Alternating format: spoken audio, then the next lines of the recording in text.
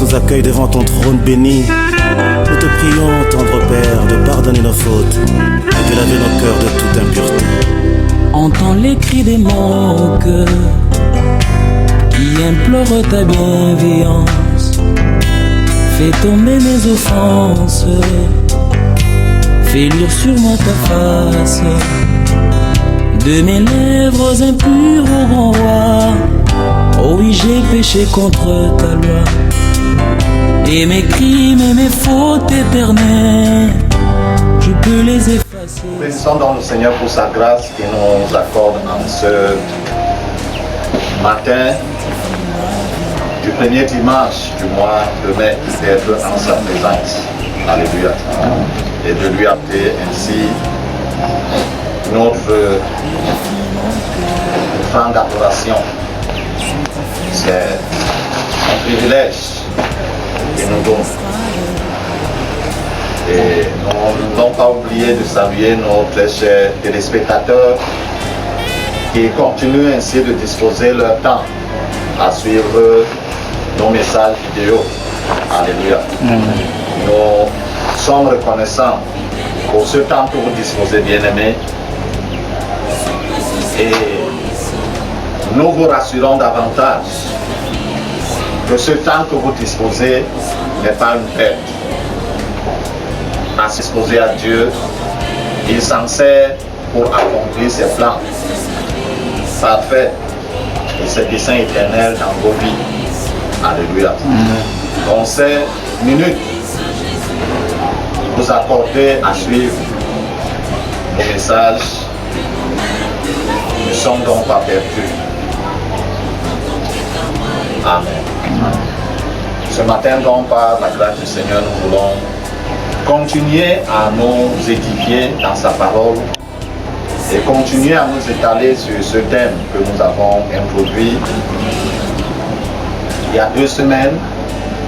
Nous parlons depuis lors d'insultes contre Dieu. Et nous avons dit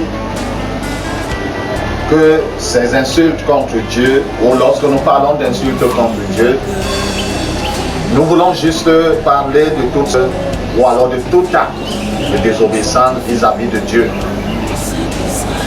Ce ne sont pas des insultes ordinaires que l'on connaît dans le quartier, mais c'est tout simplement ces actes-là que les humains posent et qui remontent vers Dieu comme des insultes. Parce qu'il a créé l'homme et il ne l'a pas laissé dans une obligation à vue. Alléluia. Et quand on est dans une à vue, c'est-à-dire tout est permis, on peut aller n'importe où. C'est comme même quand le bateau a encore sa boussole et que le vent est violent, les vagues amènent le bateau là où elle. Alléluia. Parce que le bateau n'est plus au contrôle. Alors le pilote n'est plus au contrôle du bateau. Et Dieu ne nous a pas créés, il nous a laissés comme ça à l'air libre. Il nous a donné des instructions, des prescriptions, des orientations. Comment nous devions vivre pour lui être agréable. Alléluia. Nous n'avons pas été créés pour être agréables à nous-mêmes.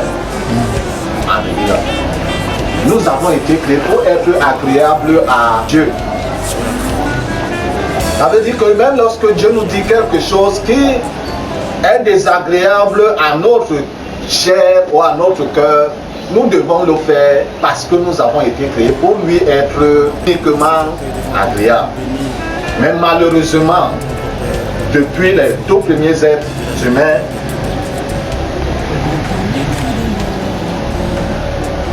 la désobéissance s'est installée, la révolte contre Dieu, les insultes contre Dieu ont commencé depuis le jardin d'Éden et se sont répandues depuis les âges.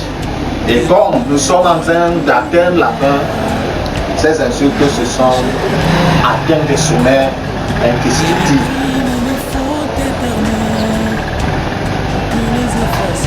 La fois dernière, nous parlions encore de la suggestion que l'adversaire, qui est l'ennemi de Dieu, mais encore aussi l'ennemi de l'homme, a donné à l'homme. Et l'homme a suivi ces suggestions. Dieu nous demandait, est-ce que l'Éthiopien peut changer sa peau, sa couleur de peau, son teint? Bon, naturellement, on va dire non. Mais nous avons vu, nous voyons de nos jours que l'Éthiopien qui a le teint foncé est devenu autre chose. Alléluia. Par toutes sortes de sons et toutes sortes de mécanismes, l'adversaire de Dieu est en train de réussir à détourner l'homme de son créateur. Et bien entendu, l'homme coopère mieux avec l'adversaire de Dieu qui est aussi son adversaire. Amen. Le Seigneur Jésus nous a fait comprendre dans le livre, l'évangile de Jean, au chapitre 10, le verset 10. La première partie nous dit que le voleur ne vient que pour voler, égorger et détruire. C'est ce qu'il fait avec les êtres humains. Ainsi donc, lorsque l'ennemi parvient à entraîner l'être humain dans son piège, c'est pour accomplir ses trois buts, pour ses trois objectifs. Les êtres humains donc ont commencé à changer, particulièrement ceux qui ont le teint foncé ont commencé à chercher toutes sortes de moyens pour changer leur cas. Et des autres qui ont le teint clair, l'adversaire de Dieu leur a dit que mais ce teint clair là c'est mauvais. Faites des décorations sur votre teint. Alléluia. Ainsi on se fait des tatouages de toutes sortes. C'est vrai aussi, ceux qui ont le teint foncé le font. On se fait des décorations de toutes sortes. Je me pose la question, si tu étais né avec cette décoration, que même avec l'eau de Javel, tu verses sur ton teint, ça n'enlève même pas un trait de décoration. Aurais-tu aimé cela? Alléluia. Amen. Naturellement, on se serait dit, mais ce teint, c'est pourquoi est-ce que je suis né comme ça? Et ceci se suit. Que l'adversaire de Dieu qui a eu à insulter Dieu auparavant communique à l'être humain et l'être humain insulte également son créateur. On parlait de nos jours, il est rare de voir les cheveux 6 femmes marchant sur la route, tu comptes juste à 10 femmes. Si tu trouves une, donc ses cheveux naturels se voient, c'est que c'est beaucoup. La recette de Dieu a réussi à convaincre la femme que les cheveux là, naturels ne sont rien. Donc il faut prendre les cheveux d'une certaine n'importe d'une. On sait qui mettre sur, on dit même que c'est la greffe naturelle. Aux Brésiliens, on met sur la tête. La propre couleur de cheveux qu'on a, on dit non, c'est pas bon, on commence à mettre les cheveux bleus, les cheveux verts, les cheveux de toutes sortes de couleurs. Si Dieu avait créé cette femme, les cheveux marrons, ou les cheveux violets, ou les cheveux jaune ou je ne sais pas quelle couleur, elle aurait dit quelque part que non, Dieu ne l'aime. Et quand on fait ces choses, on est en train d'insulter Dieu. C'est-à-dire, on est en train de dire à Dieu que tu t'es trompé, tu étais limité en me créant de cette manière. Alléluia. Amen. Ceci nous amène à comprendre qu'en effet, nous sommes plus proches de la fin. Alléluia. Que lorsqu'on était, il y a même 50 ans. Les femmes, bon, c'était que les oreilles qui devaient être percées pour mettre des boucles. Et donc ça ne suffit pas, un seul trou ne suffit pas, donc on trois. C'est-à-dire si l'oreille était large comme l'oreille de l'éléphant, on aurait même mis même une vingtaine de boucles par oreille. Alléluia. Et ça ne suffit pas là. On perce le nez, on perce la lèvre et on commence à se percer par pour mettre les boucles. Je ne sais pas si c'est sous le couvert de la beauté ou sous le couvert de quoi. Alléluia. Et tout ceci montre nos insultes. Amen. Nous insultons Dieu. Dieu était illimité. Et il aurait mis les trous partout maintenant. Pour qu'on puisse mettre sans avoir besoin d'un technicien dans la... Alléluia. Et lorsque l'homme le fait, avant c'était les femmes qui le faisaient, même maintenant, même les hommes sont dedans. On met des boucles partout. Et tout ceci, bien-aimé, ne fait qu'exciter et emmagasiner la colère de Dieu. Alléluia. Pour l'interpellation de Dieu, en ce matin encore, lorsque nous lisons dans le livre de 2 Rois, au chapitre 9, nous lisons juste le verset 30. Dans ma version, il est écrit: Jéhu entra dans Jérusalem, elle a pris, elle se maquilla les yeux, s'embellit la tête et regarda par la fenêtre. Alléluia. Nous continuerons dans le livre de Proverbes, chapitre 6. Nous lirons du verset 23 au verset 24.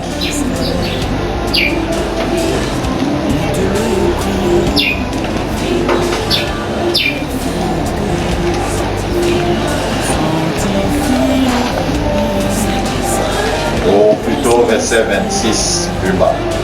Dans ma version, il est écrit: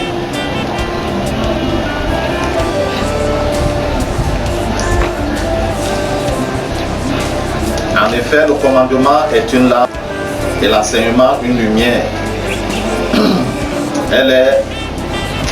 Et les avertissements de l'instruction sont le chemin de la vie. Ils te préserveront de la femme mauvaise, des flatteries de l'inconnu. Ne convoite pas sa beauté dans ton cœur. Ne te laisse pas prendre par ses œillades. En effet, pour la femme possédée, on se réduit à un morceau de pain. Et la femme mariée capture une vie précieuse. Amen. Amen. Et pour clôturer, bien-aimés, nous, dans le livre d'Ésaïe,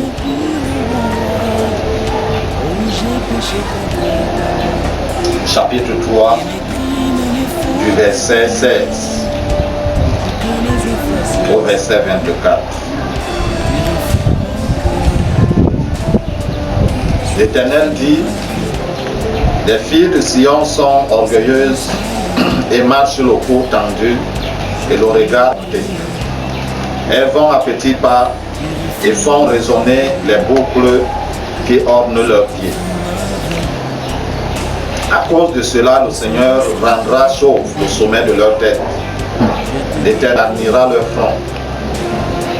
Ce jour-là, le Seigneur enlèvera les boucles qui servent d'ornement à leurs pieds, ainsi que les filets et les croissants, les boucles d'oreilles, et les voiles, les diadèmes, les chaînettes, des pieds et les ceintures, les boîtes à parfum et les amulettes, les bagues et les anneaux du nez, les habits précieux et les larges robes,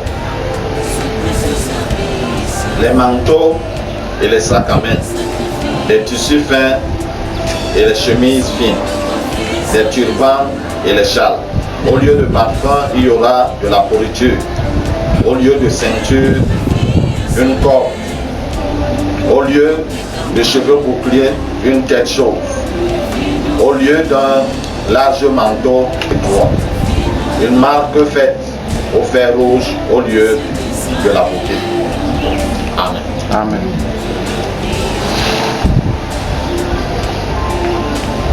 Le Seigneur ainsi attire l'attention de l'être humain. Comme je disais la fois dernière, dans ces insultes, les femmes sont beaucoup plus prises au piège à cause d'être belles, éclatantes, étincelantes chaque jour. Et elles sont donc prises au piège. Parce que l'adversaire sait ce qu'il attend de lui. Même s'il ne le sait pas plaire, il sait quand même que le chemin qu'il a pris, il n'y a pas de retour. Et il introduit chaque jour les êtres humains dans ce même chemin, afin qu'il n'y ait pas de retour pour eux. On dit tout à l'heure de ce que Jézabel a fait. Et pour ceux qui lisent la Bible, on connaît l'histoire de la Bible, Jézabel était une femme terrible. C'était une princesse d'un pays païen et qui avait l'emprise sur son mari, qui en effet les décisions que prenait ou proclamait. Décisions donc que proclamait son mari étaient ses instructions à elle. Et lorsque Dieu avait eu marre de tout ce que son mari faisait sous son conseil, il avait décidé la fin de ce roi. Et la fin était arrivée. Et le nouveau roi, lorsqu'il entre dans la ville, elle apprend cela, elle part mettre les phares, comme dit d'autres versions, et elle s'est enfuie. Pour regarder ce nouveau roi, en fait pour le dénigrer. Et nous comprenons que ce ne sont pas les choses de cette fin de temps. En cette fin de temps, ça s'amplifie seulement. Le diable te fait comprendre que non, l'autel que tu as là n'est pas suffisant. Prends la poudre de quoi ou mets sur, on dit le fond de quoi? Le thym. Le fond de thym. Tes yeux que Dieu a fait comme ça ne sont bon. Prends telle peinture et telle peinture, mets sur ta face. On commence à défier le babouin. Parce que le babouin naturellement va aller à son fond de terre. Naturellement. Alléluia. Même si pas laver la face dans l'eau, l'autel là va rester. Par contre, ce que le diable trompe les femmes de mettre là, dès que tu transpires un peu, ça bouge. Ça bouge, ça quitte. Alléluia. C'est pourquoi les femmes sont toujours après 30 minutes, il faut aller dans aux toilettes pour regarder s'il n'y a pas eu comme ceci, pour remettre la face. Et pour ton le teint là, est-ce que tu as besoin de, même quand tu transpires sur ton teint normal, tu n'as pas besoin d'aller. Et tout ceci, lorsqu'on le fait, on insulte Dieu et on coopère ainsi avec son adversaire. Dieu nous donne les cils. Et le diable dit que ces cils-là ne sont rien. Il faut en ajouter. Les cils de 6 mètres. Si Dieu nous avait donné les cils, donné à l'être humain ces cils, bien entendu, c'est enfant. Je n'ai pas encore vu les hommes. Peut-être que les hommes le font, je ne sais pas. Je n'ai pas encore rencontré les hommes qui mettent les cils. Ou les ongles ou quoi que ce soit. Peut-être qu'ils en mettent. Alléluia. Si Dieu avait donné à la femme ces cils de 6 mètres, comment ce serait-elle ça? Elle aurait coupé. On aurait demandé à Dieu que, mais qu'est-ce que tu m'as donné? Maintenant, la verset de Dieu dit à la femme que Dieu t'a donné là, c'est court. Il faut en mettre. On met tout ce, comment dire, je ne sais pas, tout ce déguisement. Alléluia. Amen. Tout ça, et même en maison de Dieu avec tout ce déguisement. Je ne sais pas si on vient jouer le théâtre devant Dieu ou je ne sais quoi. Et Dieu regarde, Dieu ne le reconnaît pas. Alléluia. Quand Dieu regarde la Viviane qu'il connaît, qu'il a créée à son image et selon sa ressemblance. Quand la Viviane qui est en train de prier, Seigneur, donne-moi ceci, Seigneur. Il entend bien la voix de Viviane, mais quand il regarde, même l'ange, quand l'ange vient même donner le paquet que Dieu a apporté de l'ange, il dit que non, Seigneur, je n'ai pas. Parce qu'on lui a donné on lui a donné la photo de Viviane. Il vient, il compare la photo qu'il a. Parce que c'est nous seuls qui avons les smartphones. Ils ont les smartphones, c'est la 50e génération. Quand il regarde, il voit pas la Viviane qu'on l'a envoyée. Alléluia. Amen. Il rentre avec le paquet. Et Viviane continue dans la même lancée à crier. Ce n'est pas la prière de Daniel qui a commencé à prier dès le premier jour et c'est 21 jours après qu'il a reçu la réponse. Ici, c'est parce que Dieu ne relie pas la voix à la personne qui est en train de... Et par cela, nous insultons Dieu.